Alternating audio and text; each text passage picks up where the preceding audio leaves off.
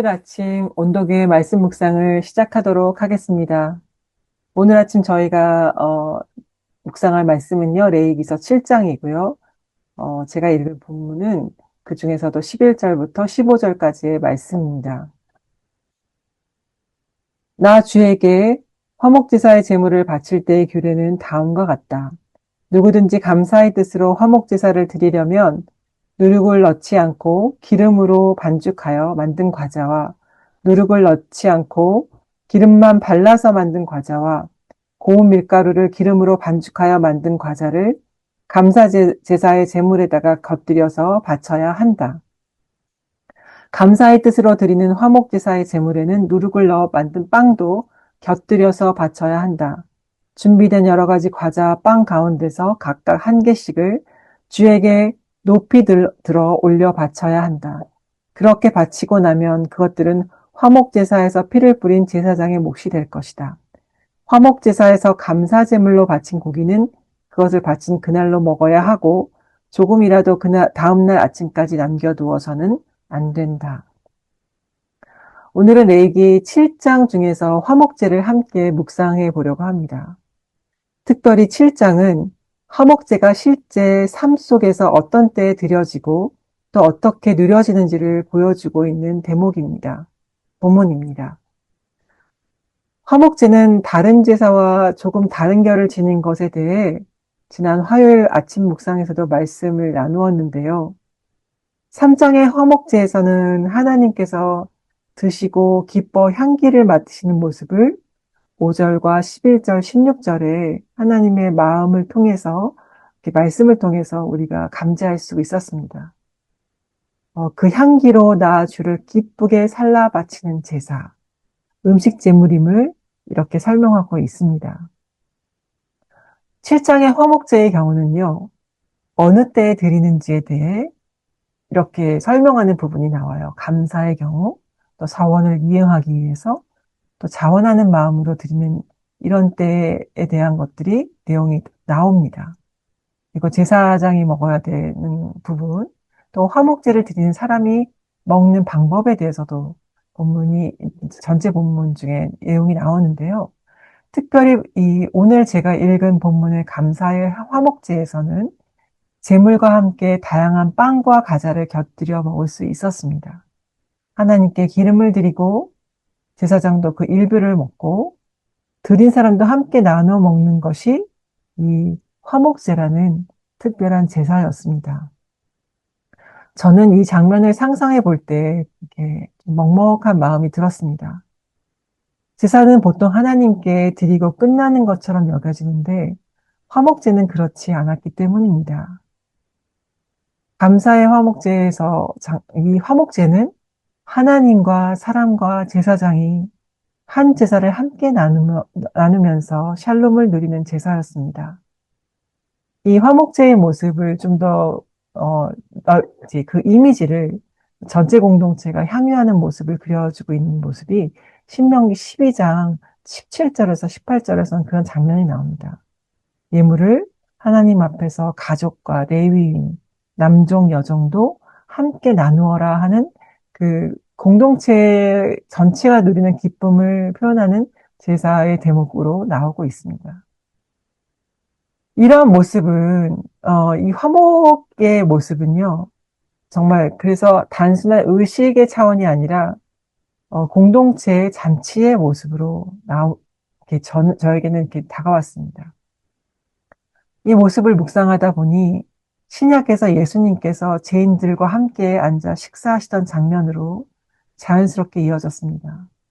왜냐하면 하나님께서 흠양하시는 건 이렇게 하나님께서 드신다는 의미거든요. 그게 참 놀랍게 다가왔어요. 심지어는 번제에도 화목제의 기름을 얹지 않습니까? 그러니까 화목제는 어떤, 음, 원래 하나님이 원하신 그 마음, 어떤 관계의 원형적인 모습을 더 담고 있는 것 같아요. 속건제나 속죄제는 그 죄에 대해서 회복해서 결국은 하나님과의 화목이 그 관계의 정점이잖아요. 그래서 예수님께서는 그 화목의 모습이 어떠한가를 더 깊이 저희에게 보여주셨습니다.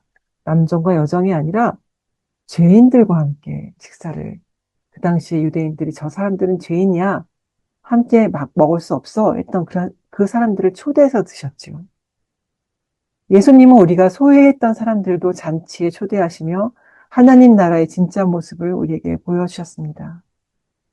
우리가 아직 죄인 되었을 때에 우리를 구속해 주신 그 사랑은 식탁의 자리에서 그대로 나타나고 있었습니다. 다시 저희 본문으로 복귀해서, 그런데 그 모든 것이 오기에 훨씬 전에 이미 레위기 안에서 하나님과 사람이 함께 먹는 그림이 주어지고 있었다라는 것이 참 깊게 다가왔습니다. 하나님께서는 정말 우리 모두가 하나님의 사랑 안에서 참된 삶의 충만함을 누리기를 원하시는구나 라는 것이 깊이 느껴졌기 때문입니다. 이렇게 하나님은 우리의 제사를 멀리서 받으시는 분이 아니라 가까이 불러서 함께 먹기를 원하시는 분. 제사 자체에 머무르지 않고 거룩한 사랑의 관계 안에서 풍성한 식탁을 누리게 하시는 분이십니다. 화목제는 그래서 관계의 회복을 넘어서서 하나님이 원하시는 관계의 완성된 모습을, 물론 그림자고 예수님께서 완성하셨지만 그때부터 이미 보여주셨다고 생각이 듭니다. 그리고 그 그림자로 나와 있던 이 비전은 예수님이 완성하시고, 그리고 계시록의 어린 양의 혼인잔치에서 또 한 번 더 강렬하게 완성된 모습으로 나타나고 있습니다. 7장의 화목제 부분을 묵상하면서 또 한 가지 마음에 남는 것이 있었습니다. 바로 감사의 화목제 안에서 등장하는 음식들이었습니다. 여기에는 기름을 섞지 않는 무교봉이 있었고, 또 기름을 바른 떡이 있고, 고운 과자로 만든 과자, 심지어 누룩을 넣은 빵까지도 함께 드릴 수 있었습니다. 레위기의 다른 제사에서는 누룩이 금지되는 경우가 많은데 화목제에서만큼 이렇게 다양한 음식들이 허용이 되었다는 것입니다. 이 장면을 보면서 하나님은 제사를 어떤 통제를 위한 수단이 아니라 생명의 충만함을 누리게 하는 장치로서 우리에게 주셨다는 것을 확인하게 됩니다. 감사와 기쁨은 한 가지 방식으로만 표현되지 않습니다. 사람마다 다르고 삶의 자리마다 다르고 그 표현의 결도 다릅니다. 하나님은 그 다양함을 제한하지 않으시고 다 받아주셨다라고 이렇게 묵상이 되었습니다. 동시에 본문은 또 한 가지 중요한 것을 말하고 있습니다. 감사의 화목제는 그날 먹어야 하고 오래 두어서는 안 되었습니다. 그 뒤에 나오는 자원하는 경우나 서원하는 경우도 마찬가지인데요. 이것은 단지 위생의 문제뿐만 아니라 하나님과의 관계와 기쁨은 현재의 것이, 살아있는 것이 되어야 한다는 뜻처럼 보여졌습니다. 상한 음식이 잔치 음식이 될 수 없듯이 식어버린 마음과 형식만 남은 신앙은 생명을 살리는 화목이 될 수 없습니다. 하나님은 과거에 오래되고 딱딱해진 그 마음이 아니라 지금 살아있고 좀 현재적인 관계를 원하고 계십니다. 이 말씀을 마주하면서 저는 우리의 하나님과의 화목이 과거의 기억인지 아니면 지금도 진행 중인 현재의 모습인지 질문하게 됩니다. 그리고 이렇게 돌아보게 됩니다. 나의 믿음은 사람을 살리는 고 있는가? 정말 생명을 전해주고 있는가? 아니면 사람을 지치게 하고 딱딱하게 굳어진 것을 전하고 있진 않은가? 또 내 말과 태도와 기준이 누군가를 하나님께 더 가까이 하게 하는지 아니면 멀어지게 하는지, 그 화목의 도구가 되어 있는지를 돌아보게 되었습니다. 하나님은 화목의 하나님이십니다. 하나님의 사랑은 제단에서 멈춰 있지 않았고 식탁으로 연결되고 또 식탁에서 삶의 자리로 이어져 나가고 있습니다. 그래서 오늘 하루 우리의 삶이 작은 화목제가 되기를 소망합니다. 내가 있는 자리에서 한 사람이라도 더 살아나고 기쁨을 회복하고 안전함을 느끼고 함께함의 은혜를 누리면 좋겠습니다. 이 마음을 가지고 함께 기도하겠습니다. 사랑하는 하나님, 당신의 거룩한 사랑의 관계 안에서 우리와 함께 먹기를 원하시는 하나님을 보게 하시니 감사합니다. 형식과 의무만 남은 신앙이 아니라 살아있는 관계의 기쁨 안으로 우리를 부르시는 주님의 마음을 더욱 깊이 알게 해주세요.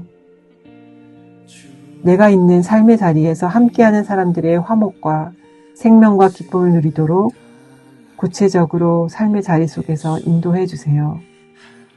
규칙과 규율과 원칙으로 사람들을 힘들게 하는 자가 아니라 눌린 사람들을 자유하게 하고 생명의 충만함을 낳는 사람이 될 수 있도록 도와주세요. 우리의 가정과 교회와 공동체가 함께 먹고 함께 웃고 함께 살아가는 화목의 식탁이 되게 도와주세요. 평화의 왕, 지금도 우리를 화목게 하시는 우리 주 예수 그리스도의 이름으로 기도드립니다. 아멘. 오늘도 주님의 임재와 동행으로 복된 저 여러분이 되길 소망합니다. 할렐루야.